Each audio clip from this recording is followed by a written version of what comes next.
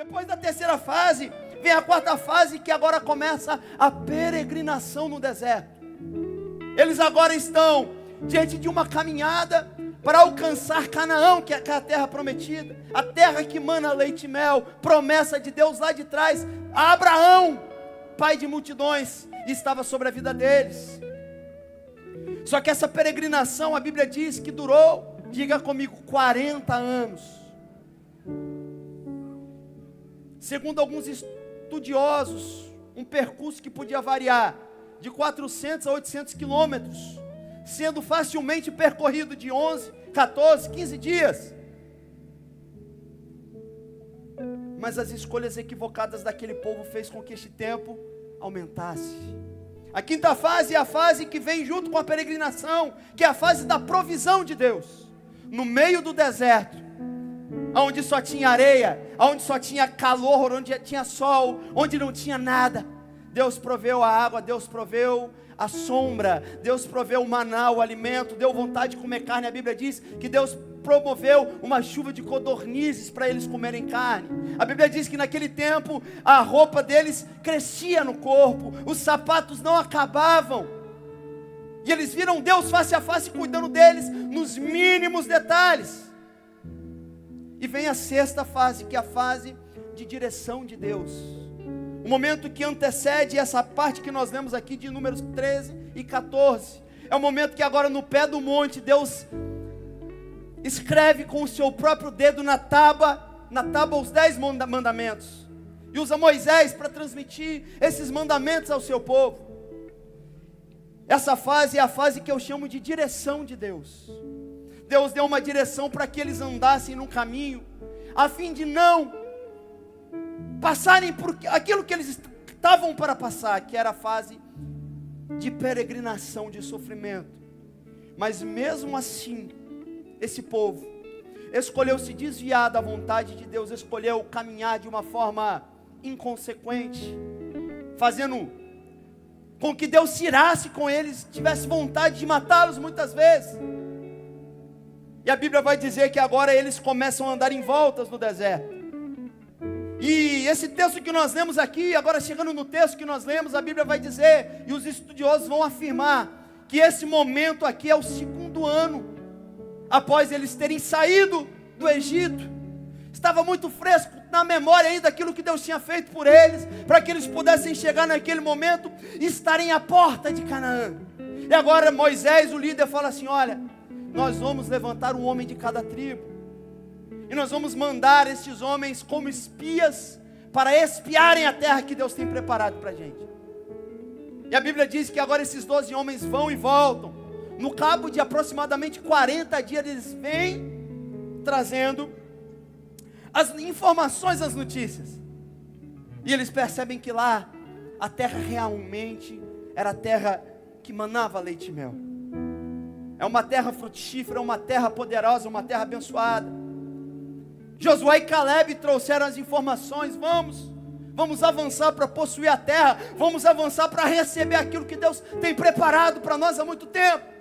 Mas os outros 10, um número maior, eles falaram: realmente a terra é muito boa, mas, olha para quem está do seu lado e diga assim: o mas, muitas vezes, pode te impedir de viver o que Deus preparou para você. O mas daqueles homens trouxe o pranto, trouxe a tristeza, trouxe o sentimento de voltar atrás, trouxe o sentimento de desistência. Mas naquela terra habitam gigantes, mas naquela terra existem homens que estão fortemente armados, preparados para guerrear, e eles são tão grandes que diante deles nós somos como gafanhotos. No segundo ano eles estão na porta de Canaã. Eles poderiam ter percorrido esse trajeto em 15 dias, mas a promessa levou 40 anos. Por quê? E quando nós vamos ler a Bíblia, nós vamos perceber, dos que saíram do Egito, somente Josué e Caleb puderam entrar na terra prometida. Todos os outros, a história vai dizer que aproximadamente mais de 2 milhões de homens saíram do Egito. E esses muitos homens ficaram no deserto, morreram, porque não aproveitaram aquilo que Deus tinha preparado para eles. A sua próxima geração pôde entrar junto com Josué e Caleb, para desfrutar daquilo que Deus havia prometido e prometeu. E aí eu volto a perguntar para você: quanto tempo demora o cumprimento de uma promessa? Eu queria que você me emprestasse seu coração agora e fechasse seus olhos. E quando nós falamos de promessa, nós geramos uma expectativa no nosso coração. Quantos aqui têm uma promessa de Deus? E quantas vezes nós estamos com a expectativa que isso se cumpra o quanto antes? Por quê? Porque a promessa de Deus é algo maravilhoso. Deus não tem uma promessa ruim para o seu filho. Mas muitas vezes são as nossas escolhas erradas, a nossa falta de atitude, a nossa falta de posicionamento diante de Deus e diante da promessa é que tem nos impedido de viver aquilo que Deus tem preparado para nós. Feche os seus olhos agora e lembre-se daquilo que Deus prometeu para você. E aí eu afirmo para você: quanto tempo demora para cumprir-se uma promessa? Isso tem muitos fatores que vão influenciar, mas um dos primordiais é o comportamento de quem recebe essa promessa. O seu comportamento vai determinar o que você vai viver hoje, amanhã e nos próximos anos. Talvez você agora abra os olhos, seja muito saudosista. Eu vivi com uma pessoa um tempo atrás, convivi com ela, e ela falava assim: olha, quando eu estava um tempo atrás, eu era um missionário, e eu subia um monte direto, na cidade que eu morava, e eu vivia nas orações, eu vivia no manto, eu vivia trabalhando, e ele falando para mim, e eu falava: tá bom, mas o que está impedindo você de continuar fazendo isso? Hoje o tempo está difícil. Muitas vezes nós somos saudosistas, nós queremos trazer à nossa memória quem nós somos, aquilo que nós fizemos, mas a Bíblia nos prova, e Deus fala para mim e para você nessa noite: o que passou, passou. Deus quer um posicionamento no dia de hoje, para que amanhã Ele possa continuar usando você como Ele usava. O ano de 2026 é o ano da multiplicação. Não importa o quanto você já fez no passado, Deus tem coisas novas para fazer na sua vida, e é hoje. Olha para quem está do seu lado e fala assim: ó, passado, passou. E o seu nome não é museu. Tem gente que está só vivendo das glórias passadas.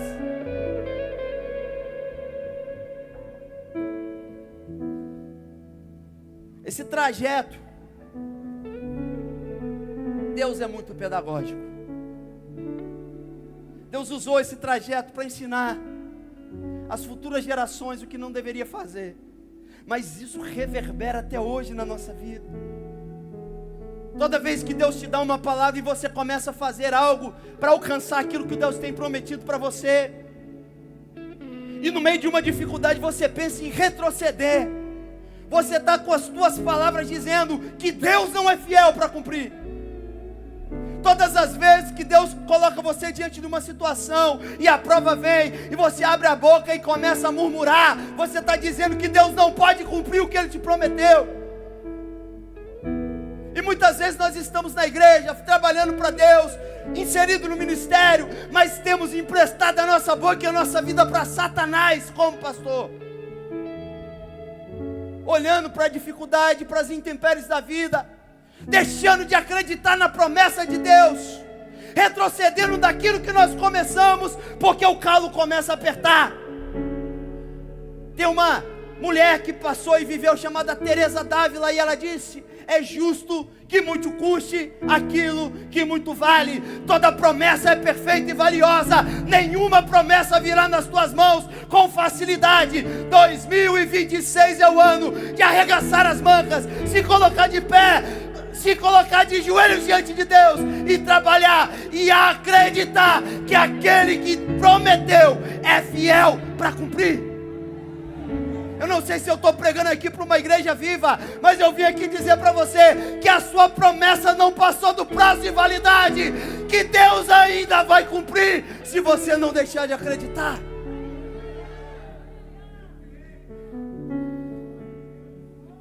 Mas Deus é pedagógico. Ele usa os erros para nos ensinar. E quem é inteligente?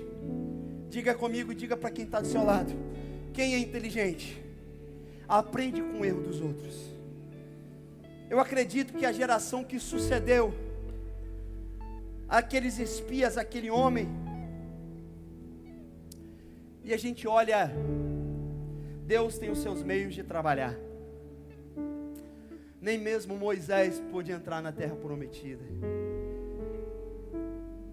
Aquele que foi o libertador, aquele que direcionou o povo. Mas a Bíblia que vai dizer que Deus agora chama Moisés antes da sua morte e mostra para ele, olha lá, sente o gostinho, mas você não vai entrar. E a Bíblia diz que o próprio Deus agora sepultou Moisés. Olha para quem está do seu lado, diga assim, ó, se você mudar, você não vai ser aquele que vai ver. Fala com fé, você vai ser daquele que vai entrar. Você vai ser aquele que vai desfrutar. Você vai ser aquele que vai viver. Você vai ser aquele que vai receber aquilo que Deus prometeu. Se você crê, dê um forte aplauso ao nome dele.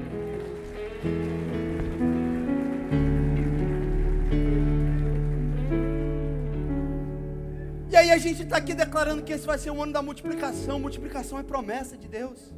Multiplicação fala de crescimento, fala de expansão, fala de alargar as tendas. E ele tem um negócio: enquanto a igreja cresce, sua casa cresce. Enquanto a igreja expande, sua família também vai expandir. Enquanto a igreja avança, você também vai avançar nos seus planos pessoais. Por quê? Porque é assim que faz Deus. Mas existem algumas coisas que eu aprendi nesse texto, e que se nós conseguirmos aplicar isso na nossa vida, nós vamos encurtar. Nós vamos deixar de caminhar em volta sem chegar em nenhum destino. Nós vamos deixar de estar 40 anos transpirando, e vamos passar esses próximos 40 anos dando glória a Deus, porque recebemos dele a nossa promessa. Primeira coisa que eu queria que você entendesse, e eu pergunto mais uma vez: quantos aqui tem uma promessa de Deus? Quantos aqui acreditam que Deus está de pé para cumprir essa promessa?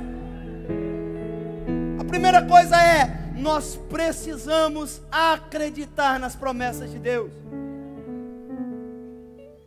Olha para quem está do seu lado assim, ó, eu não posso acreditar por você.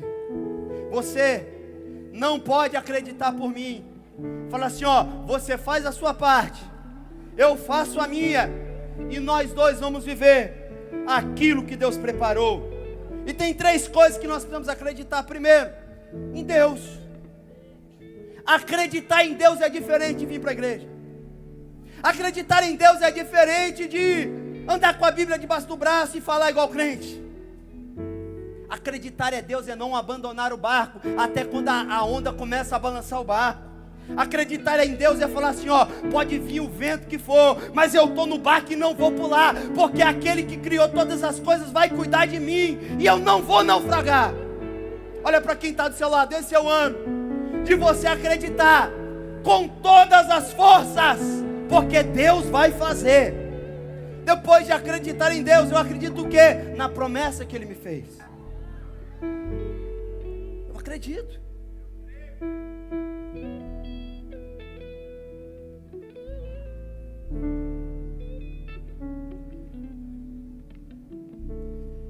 Vamos supor que você está precisando de comprar um celular.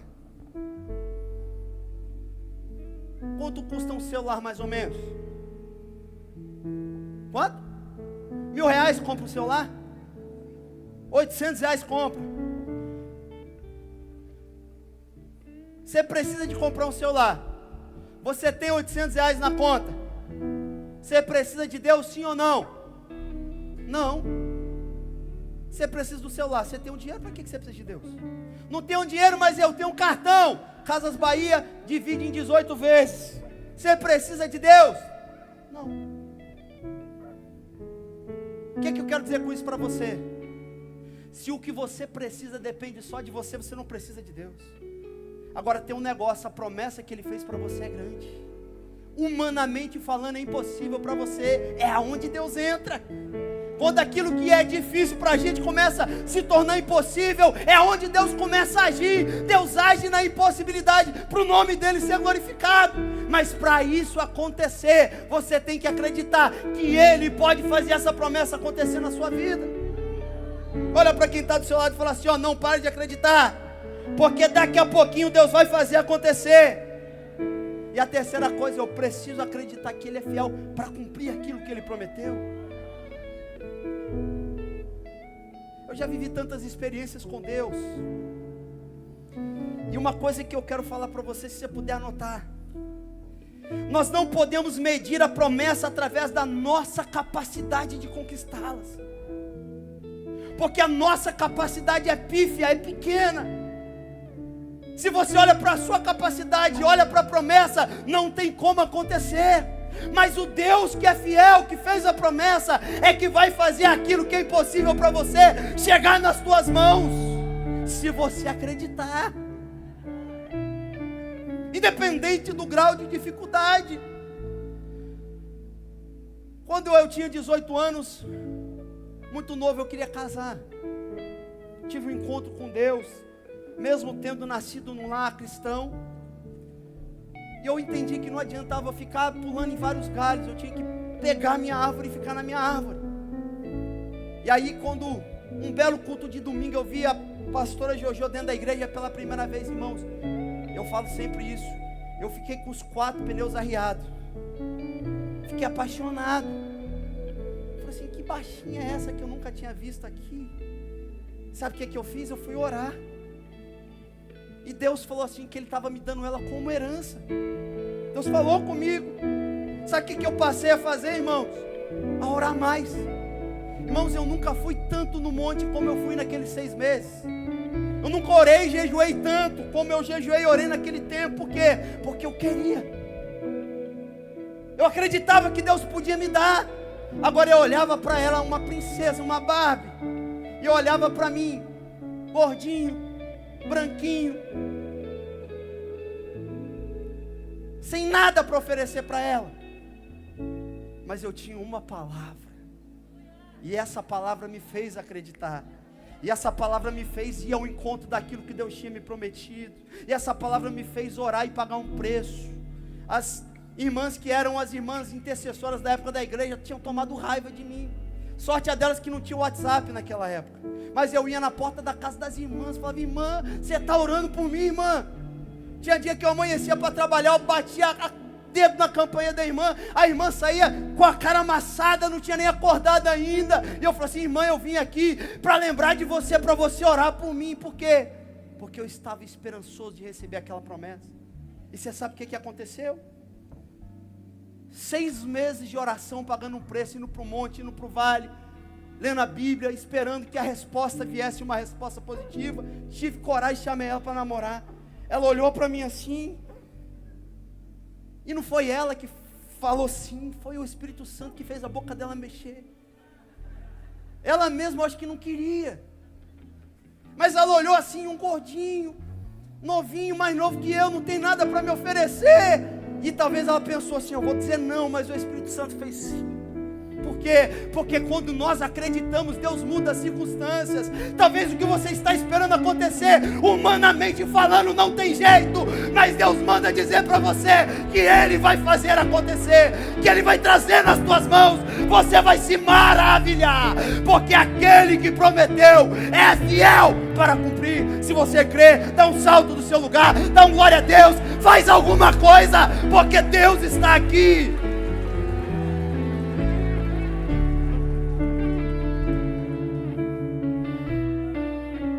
O povo olhou para os gigantes, mas não olhou para a promessa.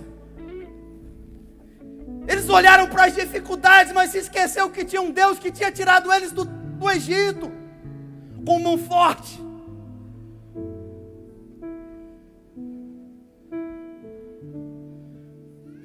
Muitas vezes nós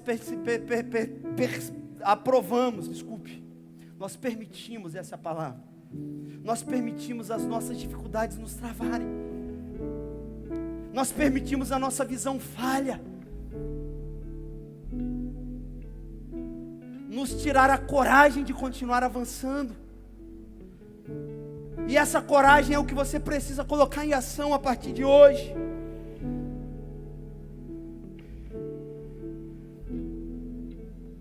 Outra coisa que chamou a minha atenção foi que os gigantes para aqueles homens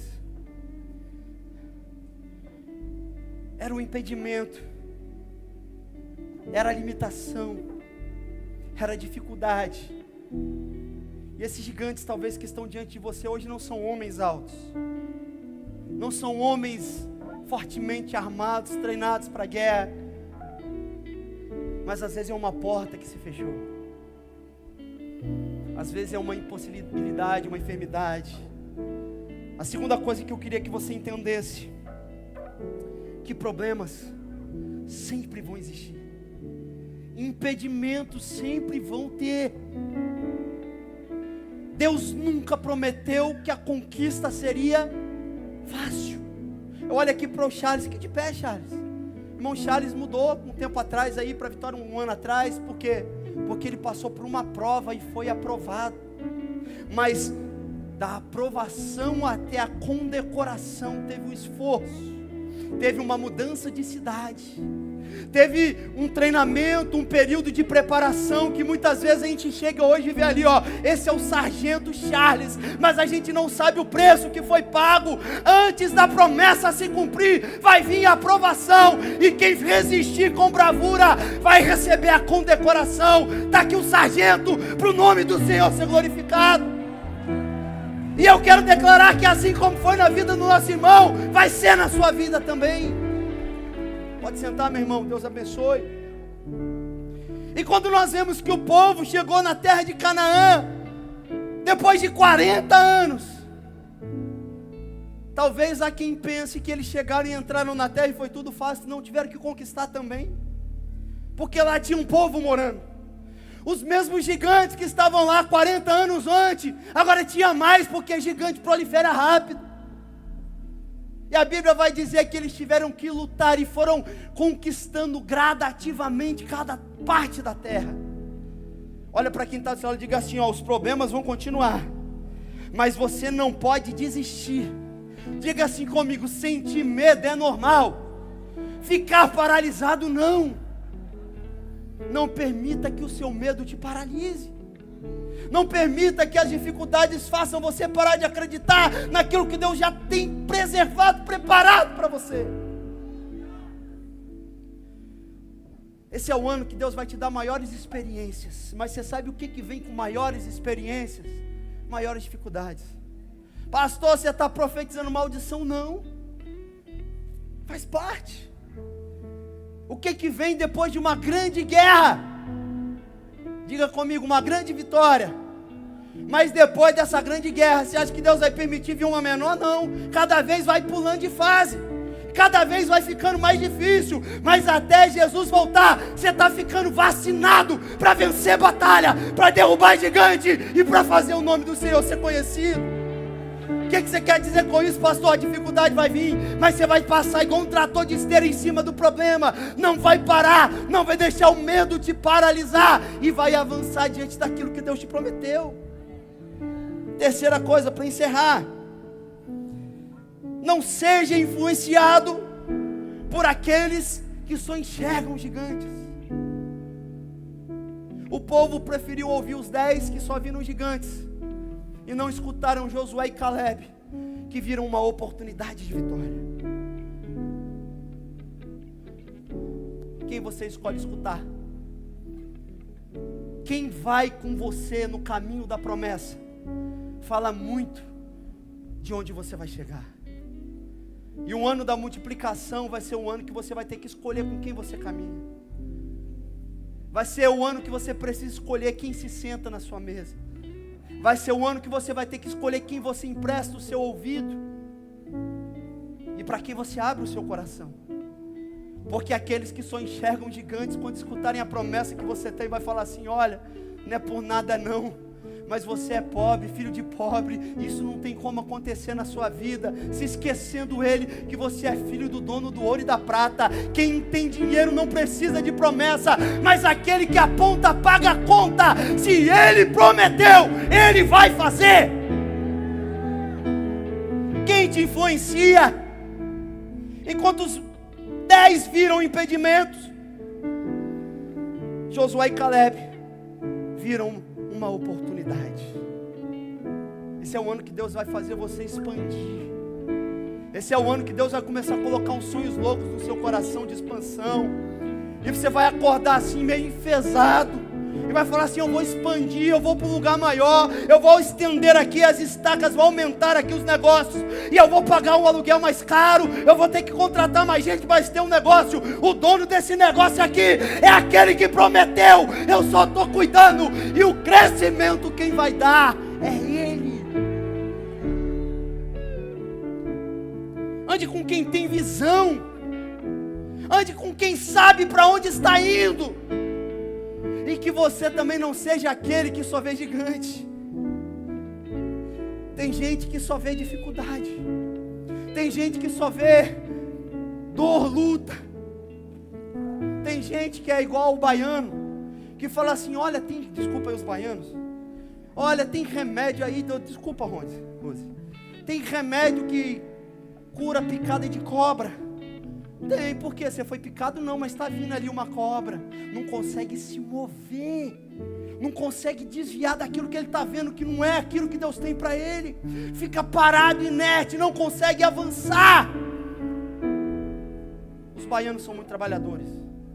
Não fique triste comigo, mas tem um negócio: se você sair da zona de conforto, se você acreditar que Deus é poderoso para fazer você multiplicar, eu quero dizer que 2026 vai acabar, e você vai se lembrar dessas palavras e vai oferecer o culto em ações de graça. Porque a expansão vai chegar, você vai crescer, você vai receber, Deus vai colocar você em lugares privilegiados. Por quê, pastor? Porque Ele é bom, porque Ele é Deus, porque Ele é fiel, porque Ele olhou para você e falou assim: ó, eu vou abençoar a vida dos meus filhos.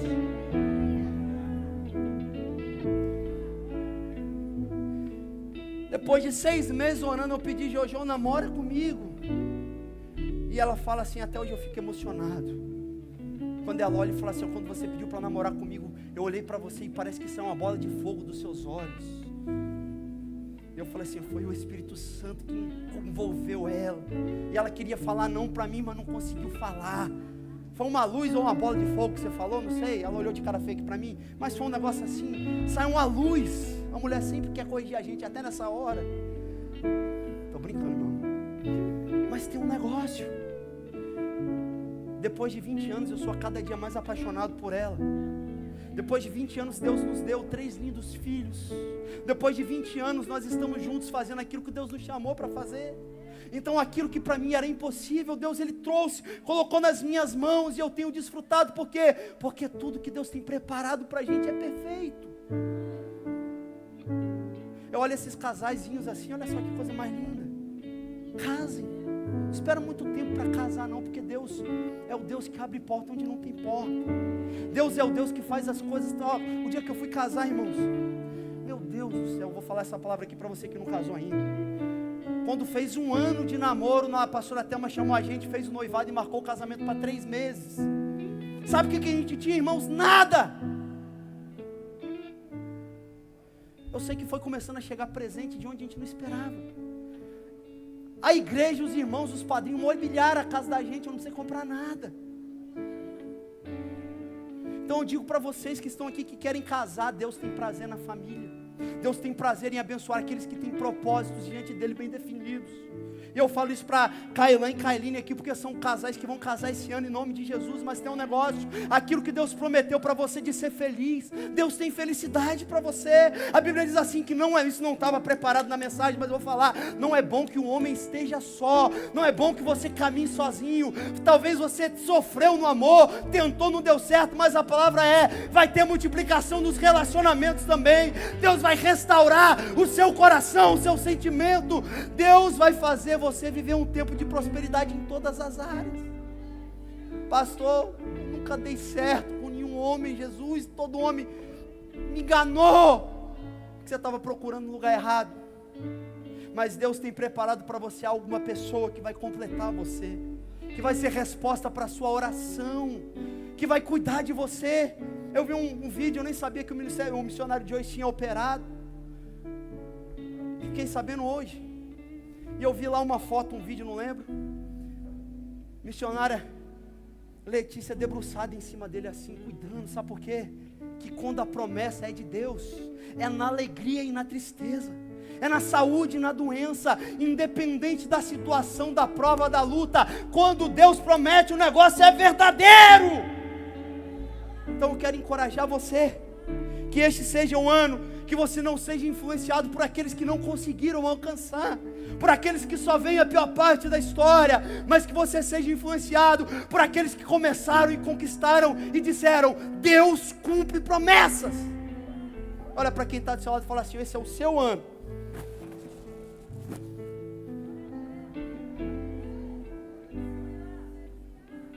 E para encerrar, esse é o ano que você precisa se posicionar diante daquilo que Deus tem para você.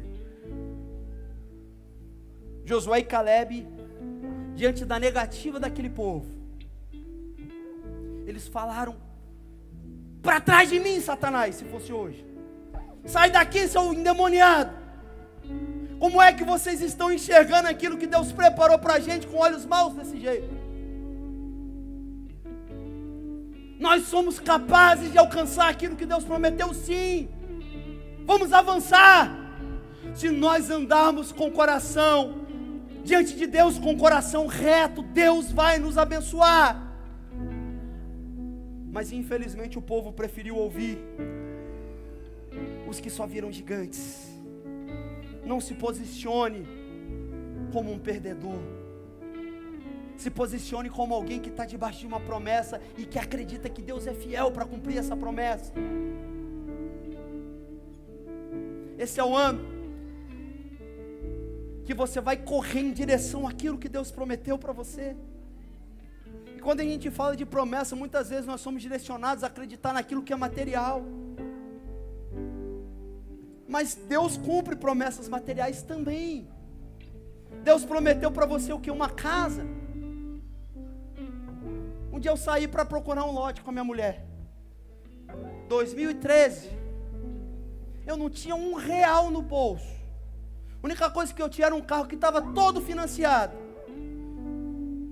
E eu fui no melhor bairro. Sabe por quê? Porque quem tem promessa tem que pensar grande. E tinha um telefone de um corretor no lote lá. E eu falei assim: eu gostei desse lugar. Ela falou assim: eu também. Ligamos. Aí a gente queria aqui ver o lote, como é que faz. Irmãos, eu não tinha um centavo, mas estava bem vestido, estava aprumado. Esse é o ano de você colocar a sua melhor roupa, passar o melhor perfume. Sabe por quê? Porque não adianta ir o encontro da promessa com cara de defunto, com cara de desacreditado. Está aqui Bruno, que é gerente lá do banco. Quando chega um cara de defunto lá, você consegue dar um crédito para ele, irmão? Sim ou não? Agora deixa chegar um camarada bem vestido, alinhado na beca, cheiroso. Pode até ser estelionatário, mas se passa por gente boa. Mas você não é estelionatário, você é filho de Deus. Então bota a melhor roupa. É uma casa, vai procurar uma casa digna de servo de Deus. Vai procurar um lote bacana. Não tem dinheiro não, pastor. Quem tem dinheiro tem que ser igual o Derem aqui. Quem tem dinheiro não precisa de fé. Esse homem aqui de 6 em 6 meses está lá na loja, quer trocar de carro. E a mulher dele às vezes até olha de cara feia. Eu falo assim: glória a Deus que ele está querendo trocar de carro de novo. Eu tenho 3 meninos pequenos. Mas sempre que dá vontade, ele bota a fé em ação e fala assim: eu não tenho dinheiro não, mas eu tenho um nome bom. Então é o ano que você vai se vestir bem. Vai procurar o lote, não tem dinheiro, coloca uma beca. Vai lá na mesa do irmão Bruno, lá no Itaú. Irmão Bruno, olha, Deus me fez uma promessa. Gerente que é crente, ele entende um negócio diferente. Não é igual o gerente que é do mundo, não. Irmão, olha só, como é que eu faço para comprar uma casa financiada, um lote? Pelo menos para dar uma entrada e ficar pagando as parcelas. Foi isso que eu fiz. Teve alguém que falou assim, vai pagar 30 anos, Jesus vai voltar, você vai morrer e vai continuar a dívida. Eu falei assim, para trás de mim, Satanás. Financiamos o lote. Começamos a construir. A minha mulher falou assim, a gente não tem dinheiro para construir não. Mas meu amor, vamos fazer só o projeto. Eu falei assim, mas quem faz projeto tem que ter dinheiro para construir, eu não tenho.